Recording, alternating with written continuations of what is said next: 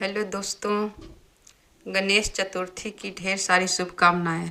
संकटी गणेश चतुर्थी व्रत कथा इस प्रकार है। एक समय की बात है कि विष्णु भगवान का विवाह लक्ष्मी जी के साथ निश्चित हो गया। विवाह की तैयारी होने लगी। सभी देवता को निमंत्रण भेजे गए, परंतु गणेश जी को निमंत्रण नहीं दिया गया। कारण जो भी रहा हो, अब भगवान विष्णु की बारात जाने का समय आ गया।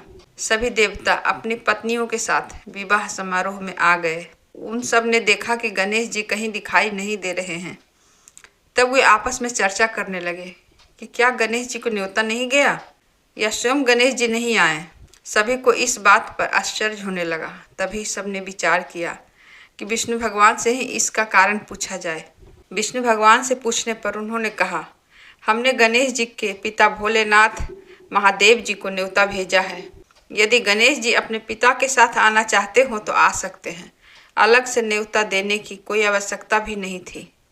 दूसरी बात यह है कि उनको 1.25 मन मूंग, 1.25 मन चावल, 1.25 मन घी और 1.25 मन लड्डू का भोजन दिन भर में चाहिए।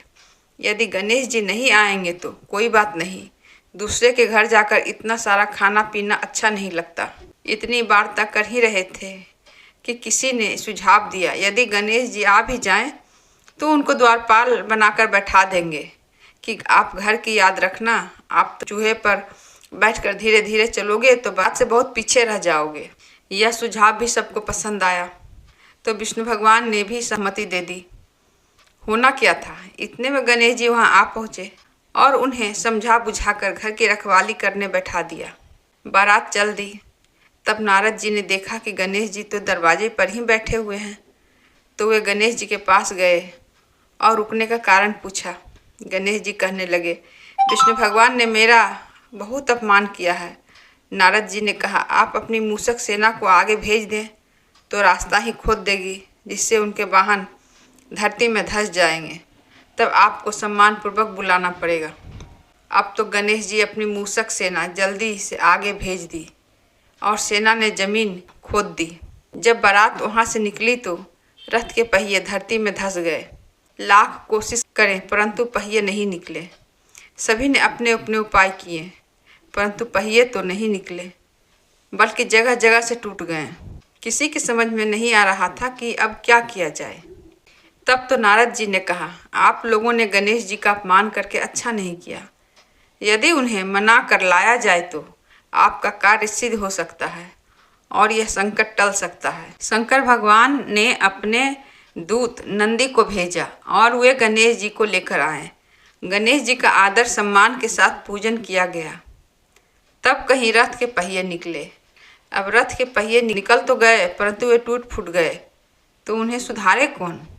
पास के खेत में खाती काम कर रहा था, उसे बुलाया गया। खाती अपना काम करने से पहले श्री गणेशाय नमः कहकर गणेश जी की वंदना मन ही मन करने लगा। देखते ही देखते खाती ने सभी पहियों को ठीक कर दिया।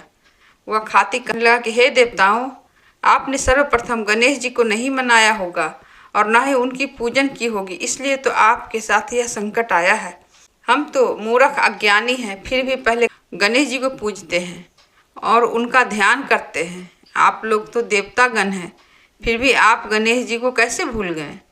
आप लोग भगवान श्री गणेश जी की जय बोलकर जाएं तो आपके सब काम बन जाएंगे और कोई संकट भी नहीं आएगा।